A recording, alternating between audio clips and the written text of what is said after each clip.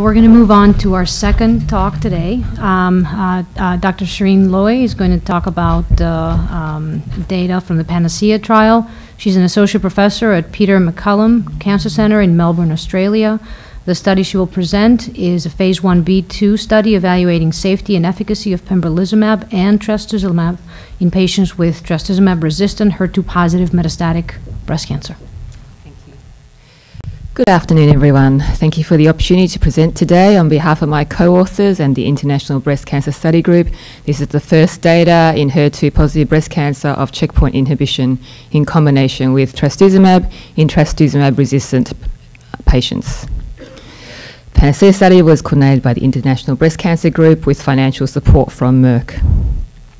So as background and rationale from this study, HER2-positive breast cancers have been observed to contain high levels of T-cell infiltration. TILS are associated with improved prognosis and response to trastuzumab and chemotherapy, suggesting that modulating immunity may further improve survival outcomes. Trastuzumab itself has been shown to have immune-mediated mechanisms of action, and preclinical studies have suggested that immune-mediated mechanisms of trastuzumab resistance can be overcome with combinations of with checkpoint inhibition.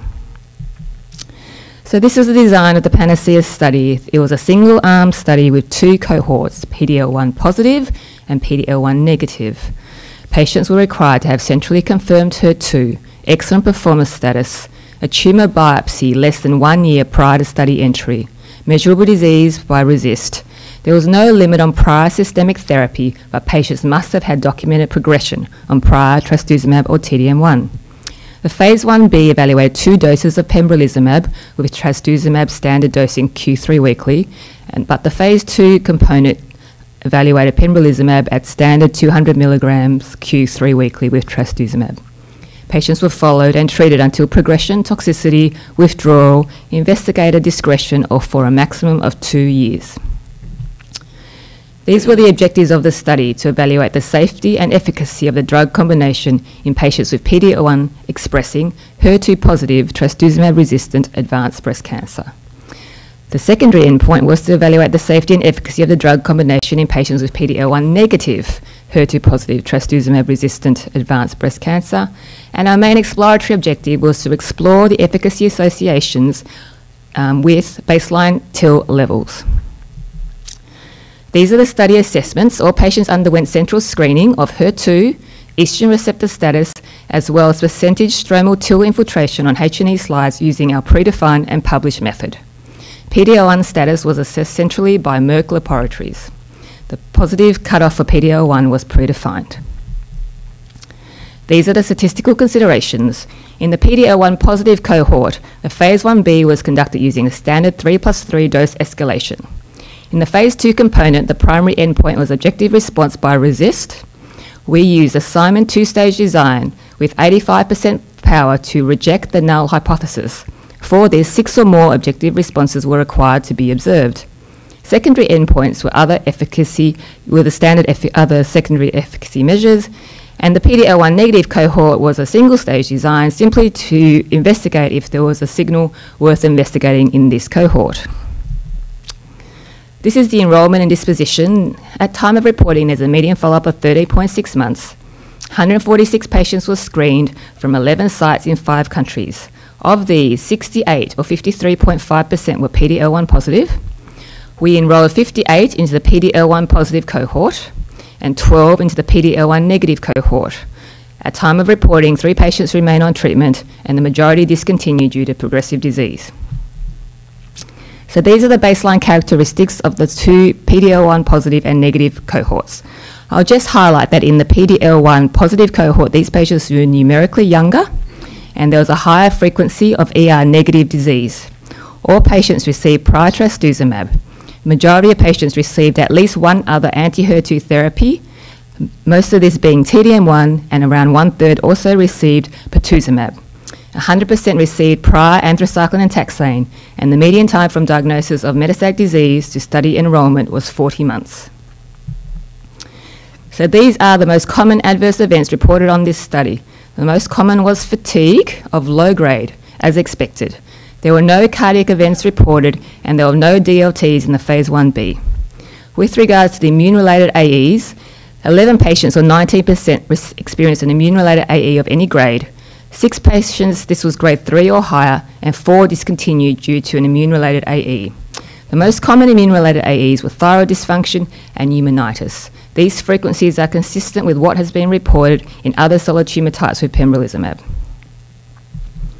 So these are the primary efficacy results. PANACEA met its primary endpoint with the required number of pre-specified responses. In the PD-L1 positive cohort, the overall objective response rate was 15.2%. Disease control, which includes stable disease of 6 months or more, was 24%. In the PD-L1 negative cohort, there were no objective responses observed. This waterfall plot depicts the maximum change from baseline in target lesions of the PD-L1 positive cohort. I'd just like to highlight there's one patient here who experienced a PR in her target lesions but is not included in the responding population. This is because she had brain mets diagnosed at her first restaging. However, she went on to receive radiotherapy and remained on study treatment with no further progression in her CNS or target lesions for 18 months. This swimmer plot depicts the disease control in the PD-L1 positive cohort.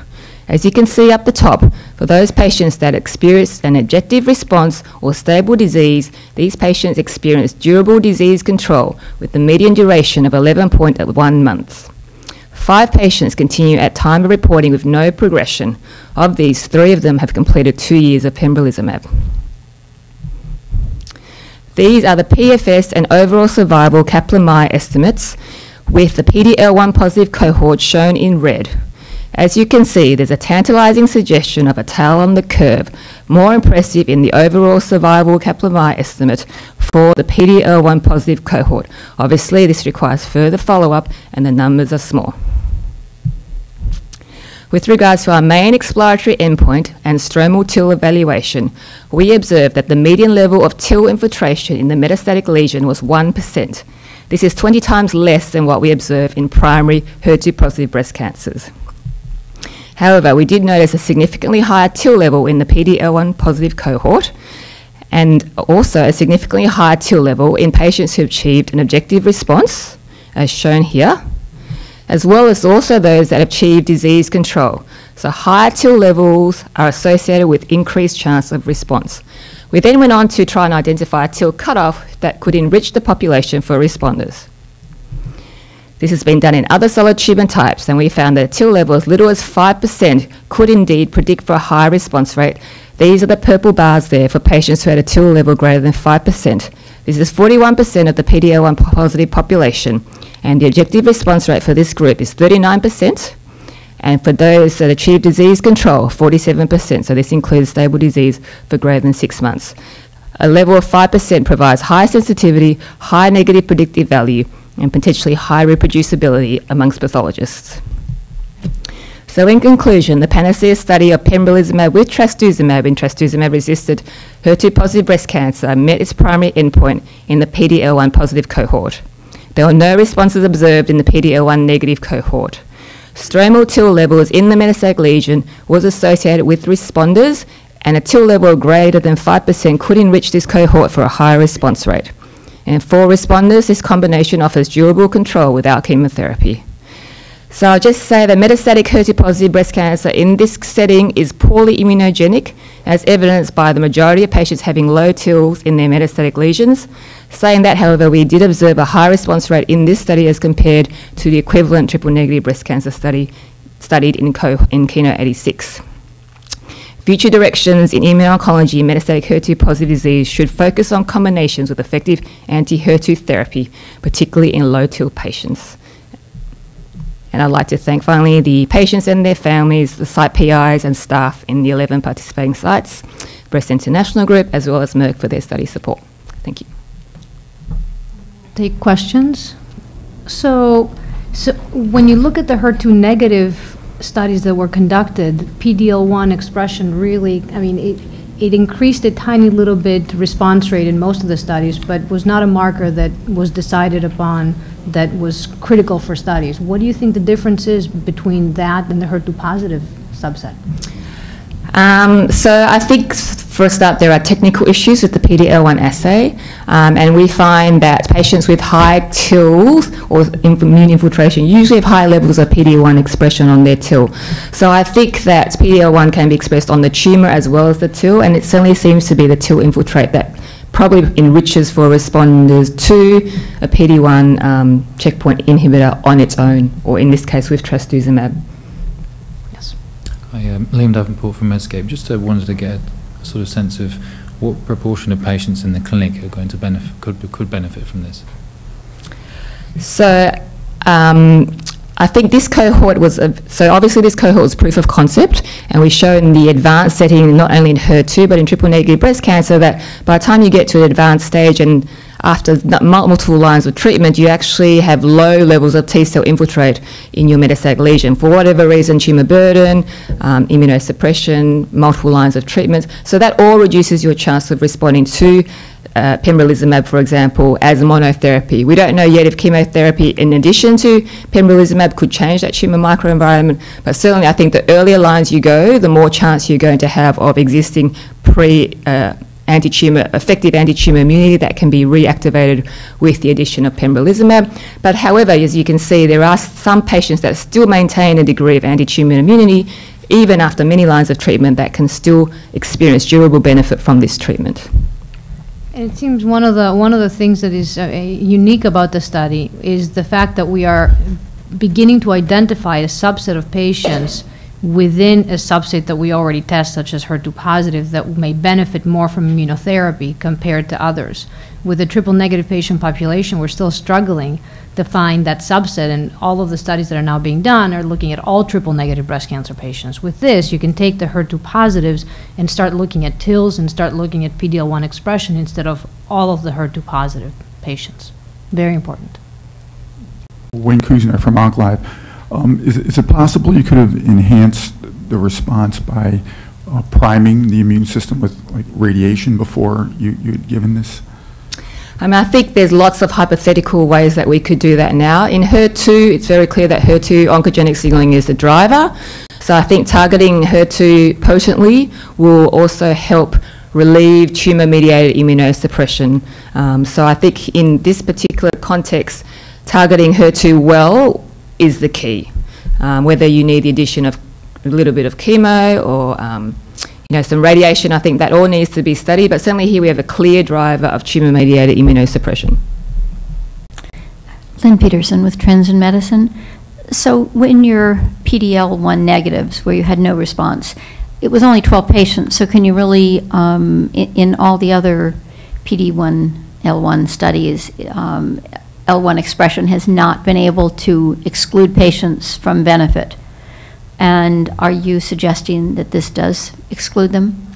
Well, that's how we designed the study, to allow enough power to exclude a signal. So we only needed one response in that cohort to decide if it's worth further investigation.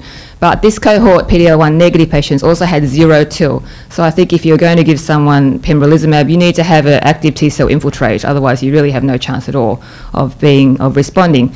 Saying that, of course, there's heterogeneity in multiple metastatic sites. However, we now know that the lung contains more lymphocytes, the breast contains more lymphocytes, and the liver does not. So if you have multiple liver metastases, you're less likely to respond to pembrolizumab on its own. Thank you. All right. I think that's the conclusion of our presentations today. I want to thank Dr. Kakamami